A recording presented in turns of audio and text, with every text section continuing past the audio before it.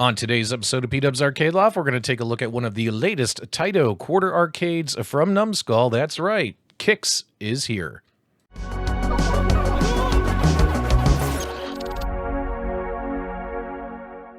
Big thank you to the team over at Numskull Quarter Arcades for sending me this product for the purpose of filming a review video. I was very excited to receive this. This is actually the 6th Taito mini quarter arcades cabinet that they've released so far, and that's only because there's 2 versions of Space Invaders. Technically 5 different games, but 6 different cabinets altogether. So we also have Kix, Space Invaders, 2 versions, Zookeeper, Elevator Action, as well as Bubble Bobble.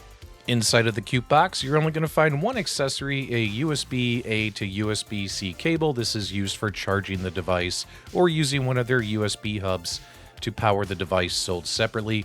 Also get an instruction booklet in various languages if you need it. And sure enough, beneath styrofoam and packing is the arcade.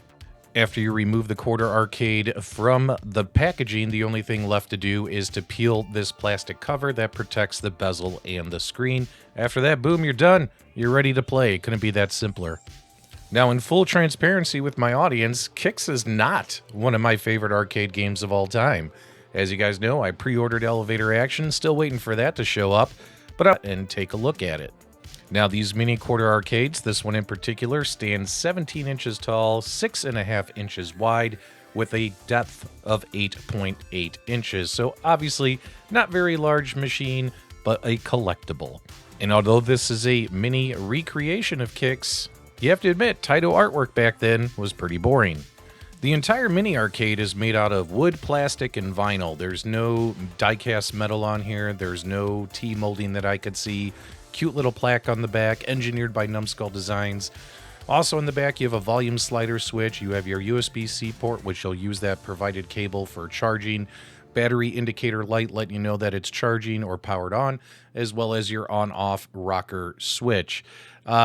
Kind of a shame that Numskull still hasn't been able to add HDMI out or separate USB controller inputs, especially for the higher price tags on these units. That would be an added bonus at the higher cost. In all fairness, this is probably one of the ugliest quarter arcades from the side, but hey man, they were recreating the original, and that's what the side looked like. The real magic is going to be on the front of these quarter arcades. Got a nice little kick plate here with, obviously, with our coin door. The coin door buttons light up. Their coin door is 100% plastic, but good quality, feels great, looks great. Can't really tell it's not metal until you touch it.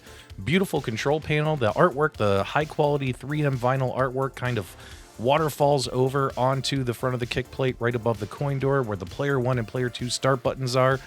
And the buttons, of course, are real miniature arcade buttons. And then, of course, on top of the control panel, you have 2 more buttons, your action buttons for fast draw and slow draw, as well as a 4-way joystick, which you need for playing Kix on this mini quarter arcade. And the joystick is great.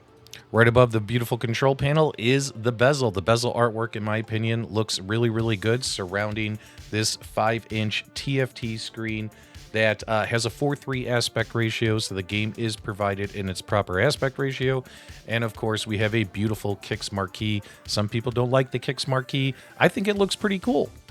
Click over that rocker switch on the back. The marquee does light up. The screen pops on. Everything happens within about 10-11 seconds. It all starts booting up, and then it enters into its own little attract mode. There is audio with the attract mode, and let's be honest, the Kix audio is pretty annoying. Taking a peek here, if your room is lit, like my room is lit right now, the marquee lights up, looks great, no hot spots, things like that. Very, very cool. Now we dim the lights so you can kind of see what it looks like in a dark room. No change, no washout, etc. The marquee still looks great. Absolutely love it. And yes, of course, the coin door buttons light up too. You do need to quarter in by pressing those coin return buttons that light up. That's your quarter in button. And then, of course, you would hit your player 1 or player 2 start button in order to get everything fired up and start your game. It's always nice when these micro arcade makers give us the ability to access the dip switch settings so we can kind of tailor the games to how we want to play them. All you have to do is hold down the player 1 and player 2 start buttons while you power on the machine and hit that power on button. Just keep holding those buttons down, and eventually you'll hear a beep and it'll enter into the dip switch settings. You don't have many settings to choose from on this game. You could use your joystick to move left or right and toggle infinite lives on or off. The stop skill timer feature, you could have that turned on. If you do that, that will automatically have infinite lives and spare timer turned off. And no sparks timer, you could have that toggled on or off. And then all you have to do is navigate down to start game and hit the player one start button. It'll exit the dip switch settings and it'll fire up the game. This unit does save your high scores. In order to crack the leaderboards, you're going to need to get 30,000 points. Kicks is a very interesting game where you got to draw out these sections, and once the sections are drawn out, they turn blue, and that means that Kicks bad guy that's floating around, if you get him trapped, you beat him, you beat the level, and you move on to the next. Let's roll some gameplay so you can hear the audio and check it out.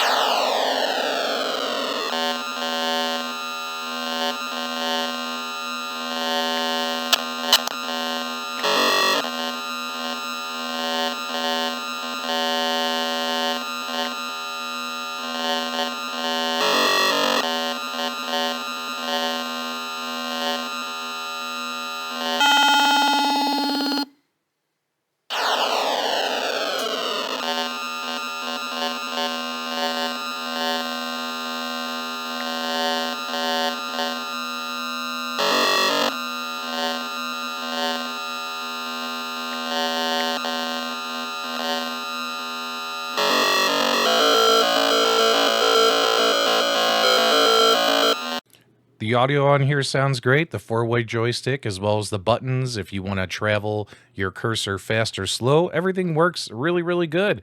No complaints whatsoever. I'm not the greatest Kicks player. It's not even one of my favorite games of all time, and also the cabinet's a little wobbly.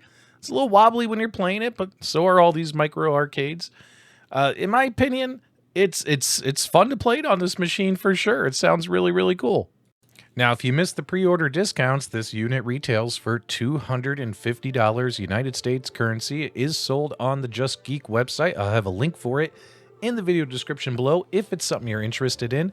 For me, I mean, this little mini arcade machine does everything it's advertised to do. It plays great, the emulation, the sound, the joystick, the controls, the appearance, everything does what it's supposed to do, what it says it's supposed to do on paper. So by all means, we should be giving this a positive review. However, $250 to play Kicks from Taito is really, really tough. I think if you got it at a pre-order discount, I think you're going to be very, very happy with it. If not, it could be one you skip and wait for the next title from Numskull Quarter Arcades, unless you are a super Kicks lover or someone who needs to own the entire Quarter Arcades collection. It's not a bad machine by all rights. It's just a very quirky game that has a cult following, and I'm not one of the biggest fan favorites of this game. But this machine does everything it's supposed to do, which is a win for Numskull Quarter Arcades. I appreciate them sending it to me for review. If you enjoyed this review, give me your thoughts, feedback, reactions below. Give us a thumbs up on the way out. And as always, my dudes, thank you for subscribing.